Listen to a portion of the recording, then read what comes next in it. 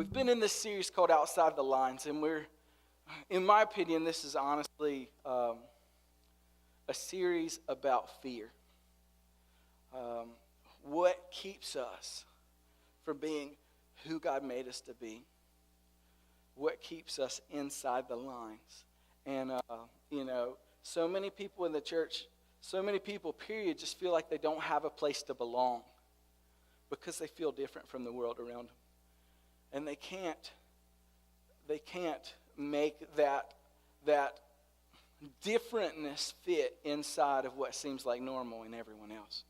So we look this morning, Charlie talked a few weeks ago about the story of Jericho, where the Israelites under Joshua's leadership as a new leader marched into the promised land and came to the first city there, which they had to take in order to get this land. And in that situation, we see that God just shows up in power. They don't have to lift a sword. All they have to do is trust God.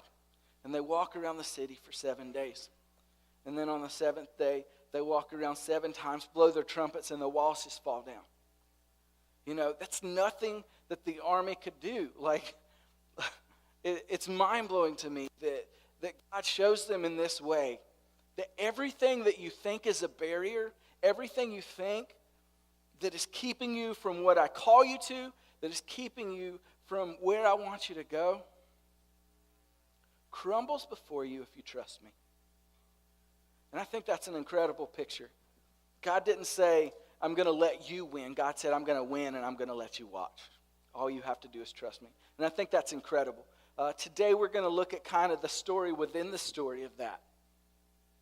And so, as y'all know, we've kind of talked a lot about this. I talked a lot about this lately. But the Israelites had come out of slavery in Egypt, where they'd been in slavery basically there for 400 years. 400 years in slavery. And then God calls them out.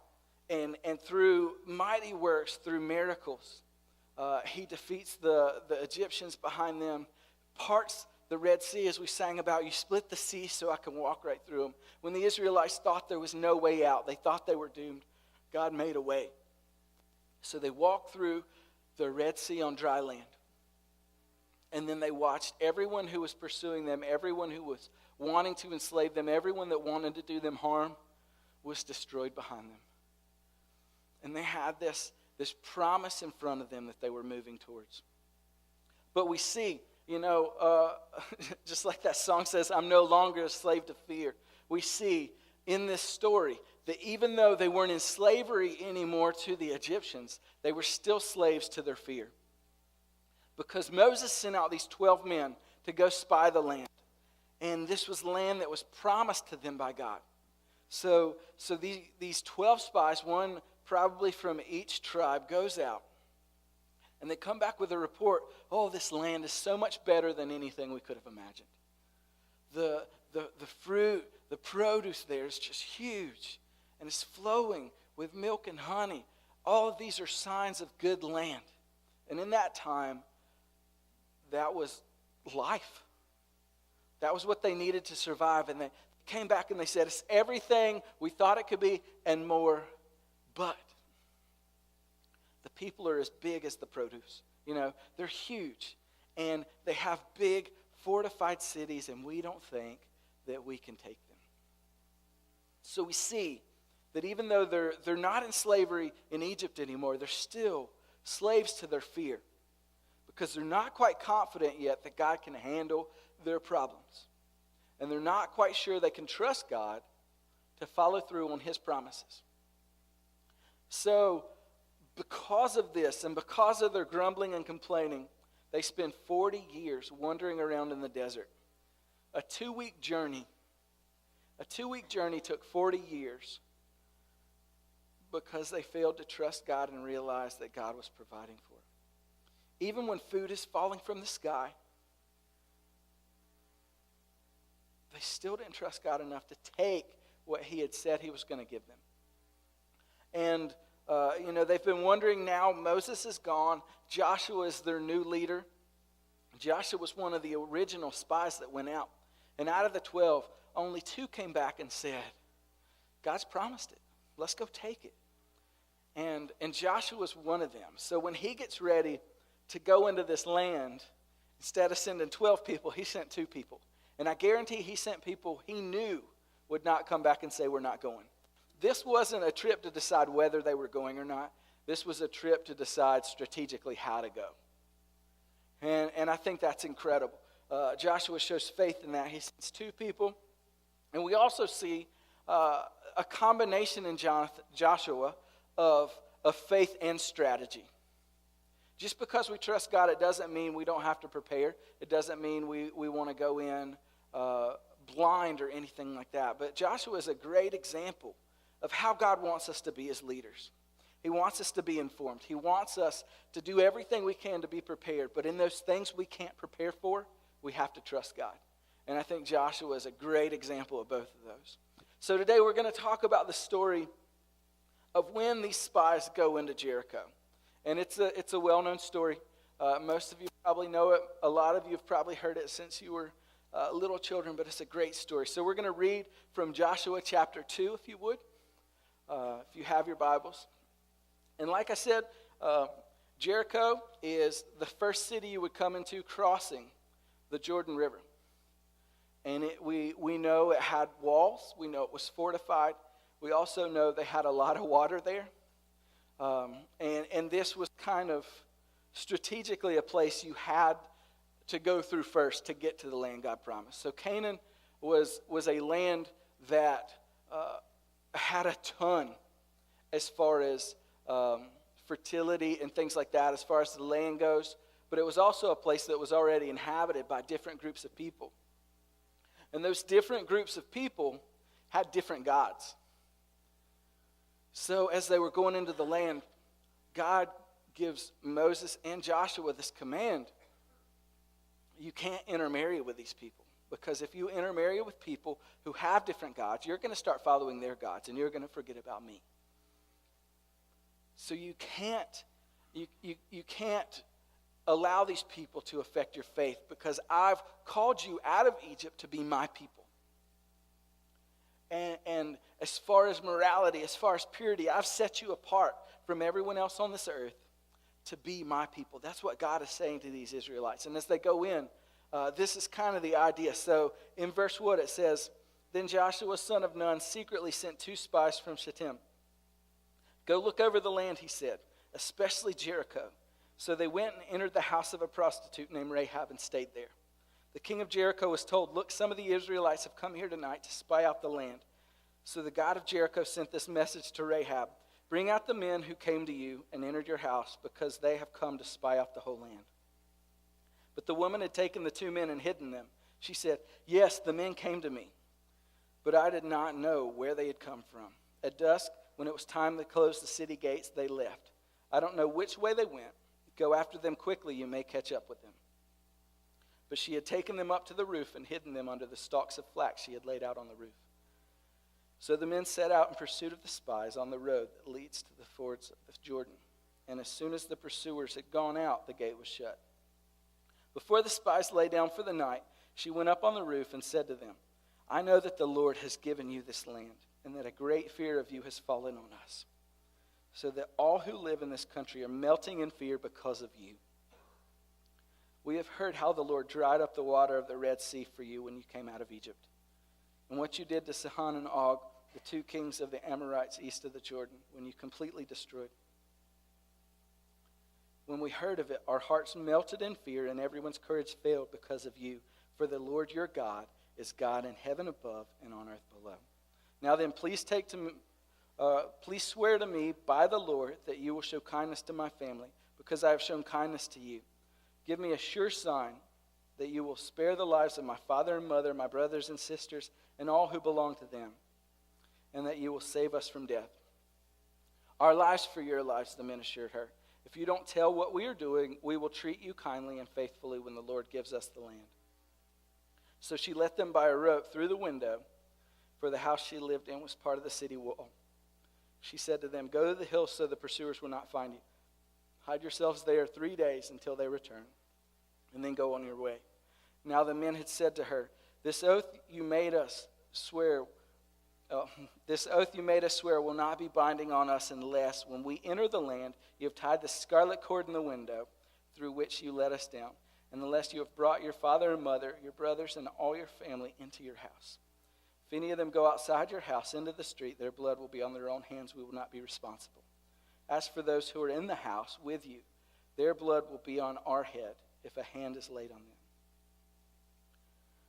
Okay, so we have in this story, two men, Israelites, come into the city, and they find a house to stay at. Some people say that in this time, prostitutes were also innkeepers, so that's why they went to this place and found a place to stay with her. I have no idea. What we know are the details of the story. And that is, these two men went and stayed in the house of a prostitute in order to spy out the kingdom of Jericho.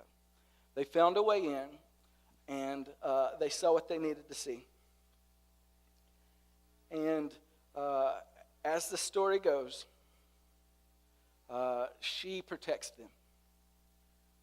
She protects them, makes them promise that they will protect her later, and sends them on their way safely. And what happens during this time is she gives those Israelite spies confidence. Remember, they're still slaves to fear. They doubted. They stayed in the wilderness for 40 years because of it. But we see, and I think it's interesting, but these foreigners who haven't lived with this God giving them direct communication through Moses, yet they still have, often it seems like, more of a fear of God than the Israelites do. Maybe they're too close to the situation. I don't know what the case is, but it seems like these people have more of a respect for God than God's own people do in many cases. But her talking about this gives the spies confidence going back. There's no doubt that God has given them this land. This battle that she mentions, the kings of the Amorites, that happened a while ago. And they still remember. So it makes me almost wonder, have they been afraid for 40 years that these people are coming while they're wandering in the wilderness in their fear? Have they waited this long for God's people to take possession of their land because they know it's coming even when the Israelites are afraid to act? But we have this story about a prostitute helping the Israelites. And I'm going to be honest, the thing that I've always focused on was the fact that she was a prostitute and the fact that she lied. And those are obvious facts in the Bible. She's a prostitute. She lied to save them. But I focused on that. I focused on the morality of it. And in studying this time, I realized the Israelites had at most only had the Ten Commandments for 40 years. It was brand new. They weren't on every wall of every church that they went in. These people had a completely different culture than the Israelites. They believed different things. A lot of times prostitution was connected with worshiping gods because they had prostitutes in the temples of these gods. So I really do not think that is the point of the story. We also can see that God continually throughout the Bible uses sinful people, evil people, to carry out his will and his command. It wasn't because Jesus was powerless that he was crucified. It was because God used evil in the world to carry about his will.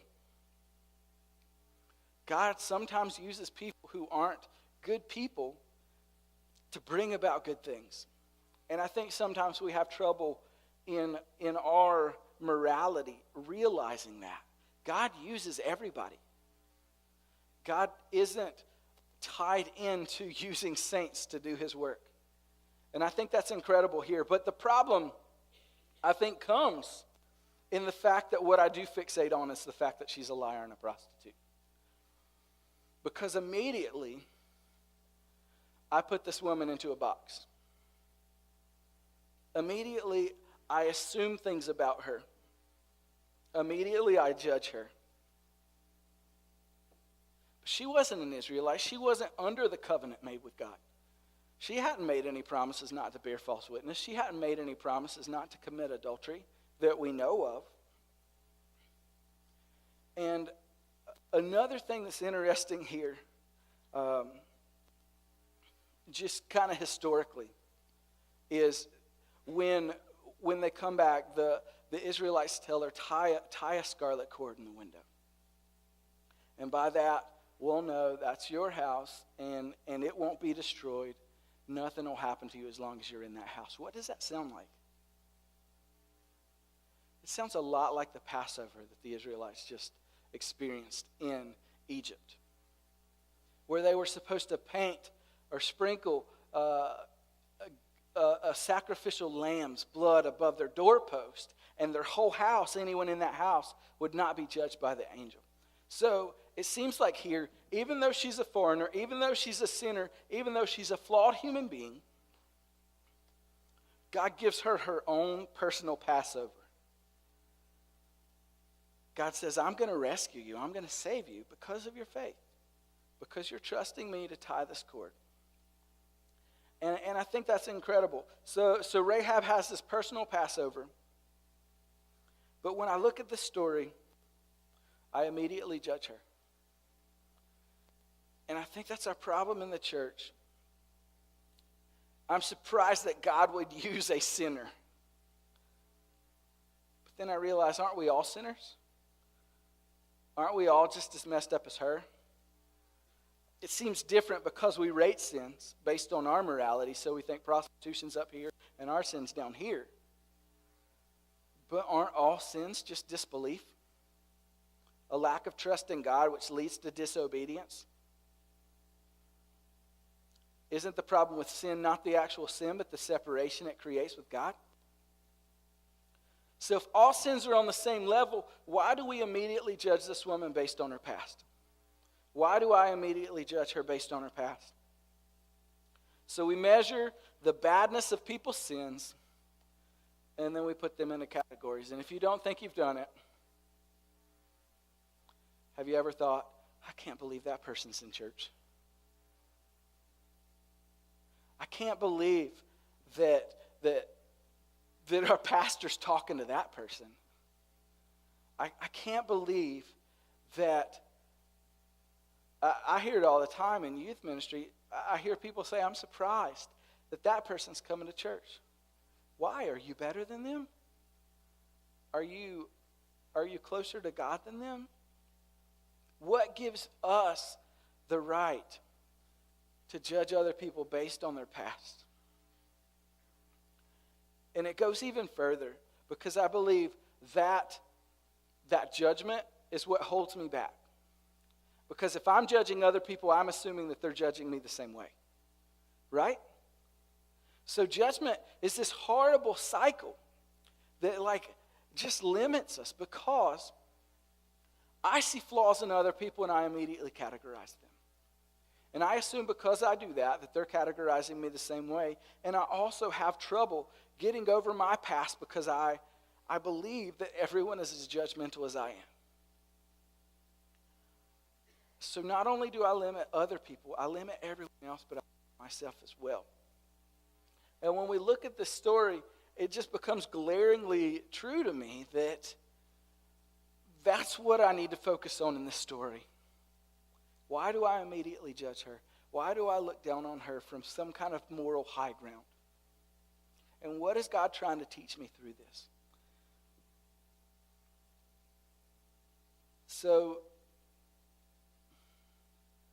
because of our judgmental nature, and if you're not a judgmental person, that's awesome. I hope to be like you someday, but I've battled this for years, and I didn't realize it until I realized that my judgment was really the cause of my insecurity.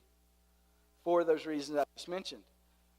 I was insecure because I thought other people would judge me the same way I judged them. And there's plenty of flaws in my past to find. There's plenty of mistakes that make me just as bad as anyone else. You know? And the problem is, sometimes we do this consciously, sometimes we do it subconsciously. But we assume that our past, that our flaws, that our struggles are too big for God to overcome. we feel like the things that we've struggled with in the past have disqualified us from being used like the heroes of the Bible. You know? We feel like we're worse than them somehow. We feel like somehow something in our past, something that we've done, has caused this separation that can never be bridged. And then we look at stories like this. We look at stories like this and we still think, yes, God saved her. Yes, God overlooked her flaws, but mine. I don't see how he can overlook this. So guys, I just want to go through just a quick list of some of the heroes of the Bible. And I want you to think about the type of people God chooses to use. First of all, Rahab was a prostitute. We know that. Noah was a drunk, slept naked. Abraham thought he was too old. He was a liar, and he let other people sleep with his wife. Isaac was a liar as well, just like his dad. Jacob was a deceiver and a schemer. The scripture says Leah was plain. Some translations say Leah was ugly. God used her. Joseph was self-centered. He was also abused.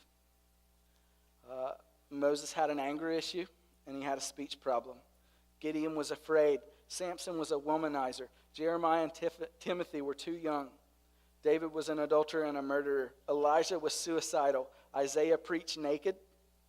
Jonah ran from God. Job was bankrupt. Peter denied Christ. The disciples fell asleep while they were praying. That's like falling asleep in church, right? Okay. Martha worried about everything. The Samaritan woman was divorced multiple times. Zacchaeus was too small. Paul was too religious. Timothy had an ulcer. And Lazarus was dead. Lazarus was dead. And God still used him. So we have this list of the people that God chooses to use. And somehow, even looking at that, even laughing about it, we think, I don't know if God can use me.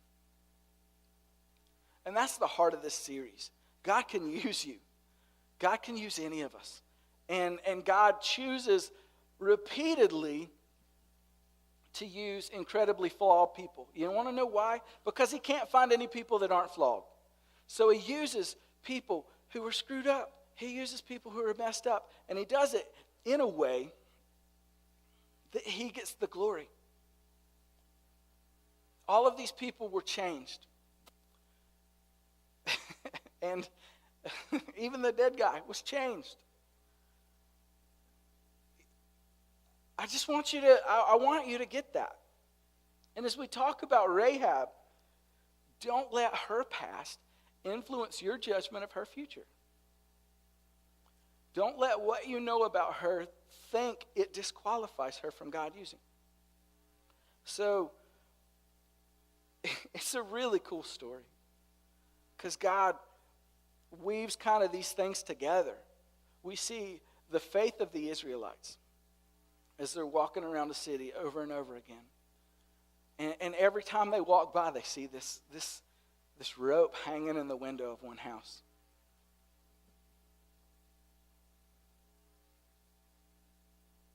God is developing all of us. And I think this story kind of shows that. We might be in different places on the spectrum, but if we take a bird's eye view of the situation, all of our faith is being developed.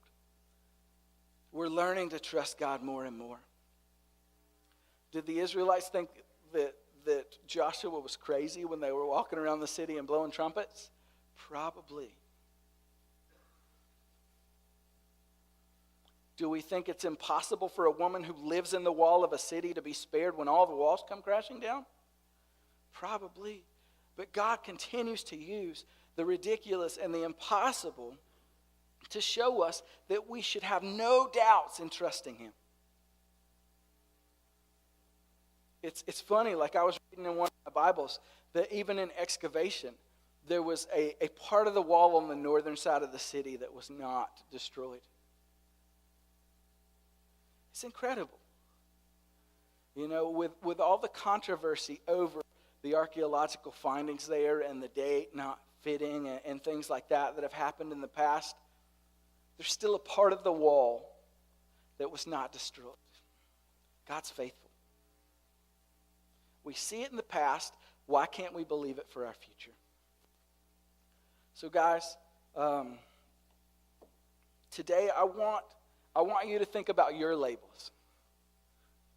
We label Rahab a prostitute and a liar. And we think God wouldn't choose to be seen with someone like that. God wouldn't choose to use her. And we assume the same about our labels. So what's your label this morning?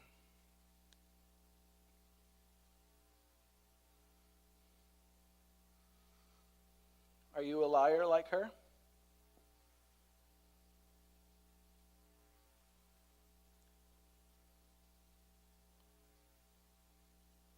Are you a single parent?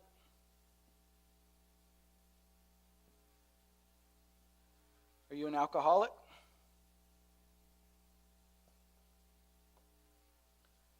Do you struggle with depression? I can't write, by the way. Are you divorced? For a long time, that kept anybody from doing ministry in churches. Are you a thief?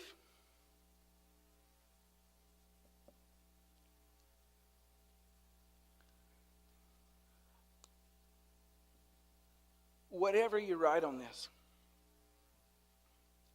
are you insecure? That was a big one for me. Are you a womanizer like Samson? Or a manizer? Is that a thing? Are you addicted to porn?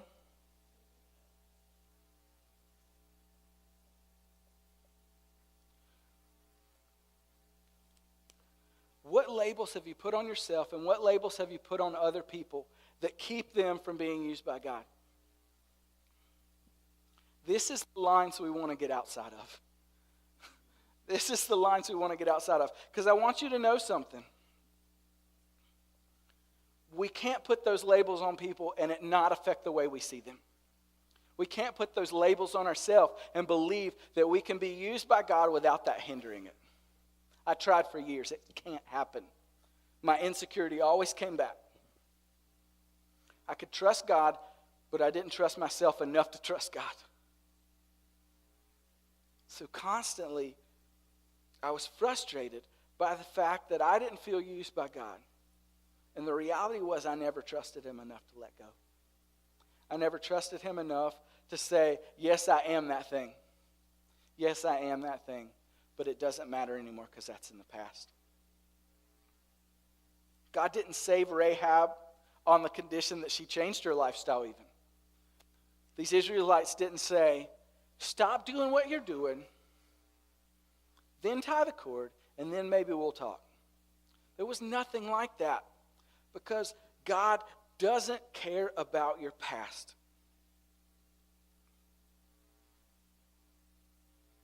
The Israelites didn't say, well, we would save you, but you're exactly the thing that God doesn't want us to save in this area. You know, we're supposed to wipe this stuff out so we don't fall into it. They didn't say that. Rahab acknowledged who God was. In the process, she affirmed the Israelites' mission, and she was saved because of her faith in God and her faith in God alone.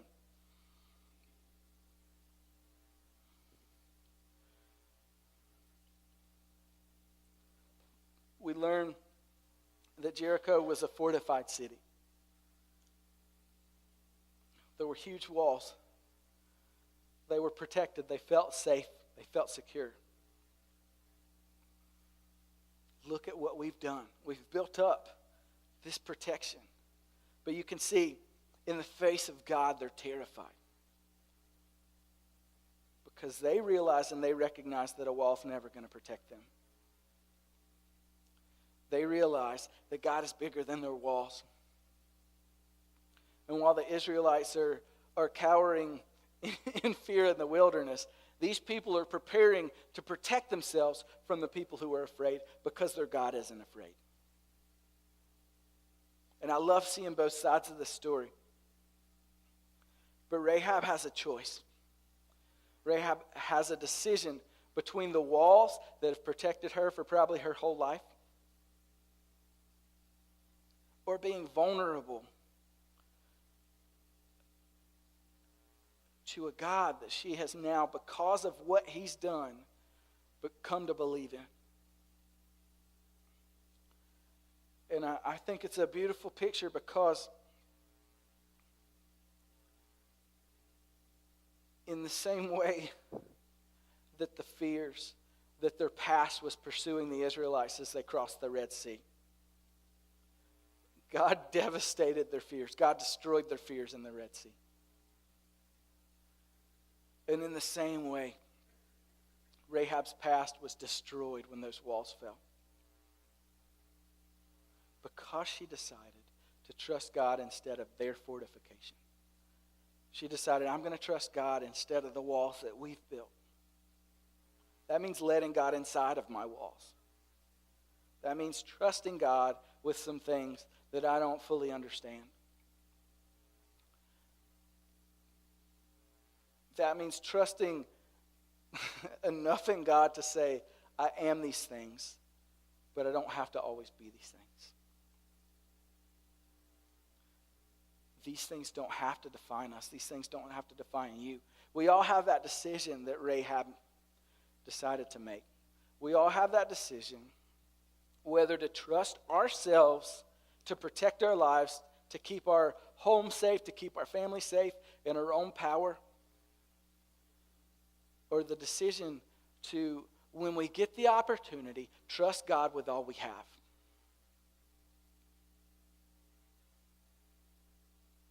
And we've got to trust God in order to let him take away the lines that hold us in. That's what outside the lines is about.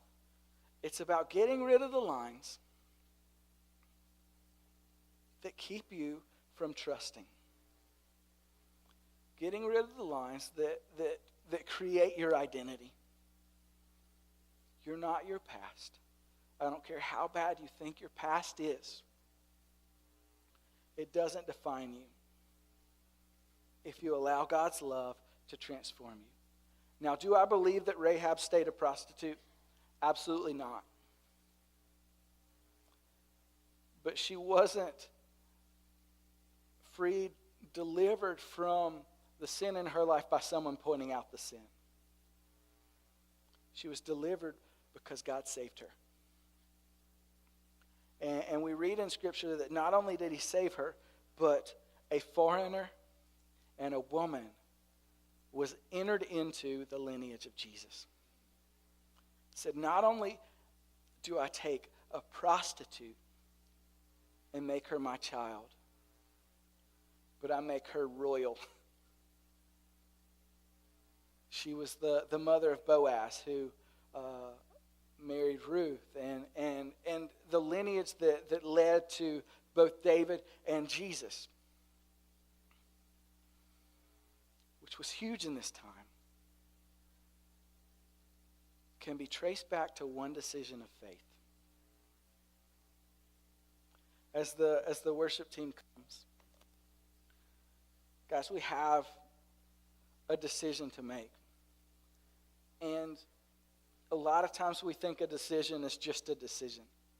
But I want you to know that your decisions affect you. They affect your family around you. They affect the people that come after you. Your decisions will always in some way affect your future.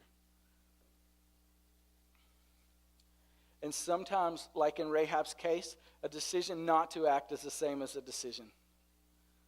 She could have sat and done nothing, let the spies get captured, but ultimately, God's will was going to be done because God doesn't need us for his will to come to pass. I want you guys to get that. God didn't need those spies' report for him to defeat Jericho. But God, in his love and graciousness, allows us to come in and be a part of his sovereignty. And I think it's a beautiful picture. Rahab makes a decision of faith. You know what would have happened to her if she got caught? But she realized that God is bigger than man. So the people that I'm afraid of don't really matter. I should be afraid of God. That's why the fear of the Lord is, the fear of God is the beginning of knowledge and wisdom. Because we've got to understand that if we're afraid of people, we're always going to live below our potential. But if we learn to fear God, if we learn to trust God and know that he is in control and he is the only one who can shape our future, not what other people think of us, not our own judgments of ourselves, but him, we start getting a bigger picture and we start dreaming bigger. And guys, I just want you to know, so much of the church's history is marred by staying inside the lines. So much of our history and our heritage is taken away because we've been afraid to act. We've been afraid of what the world would think of us. We've been afraid to make God look bad even sometimes. So I think many times the church has sat and done nothing when something desperately needed to be done. And I believe that God renews his covenant with each generation.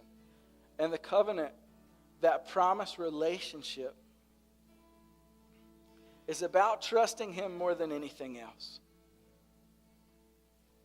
And guys, I want us to lay down our past so that we can pick up our future. I don't care if you were a prostitute. I don't care if you were a liar. I don't care what you were, and God doesn't either. He cares about you becoming his child. And that's where it ends. He wants you to be his child. So as we stand and sing this morning, I just want you to realize that any of the things on this list, any of the things on your list that you're carrying are burdens that God already took care of. So that we could live free. We're no longer slaves. We're no longer enchained. We are children of God, and we should live like it.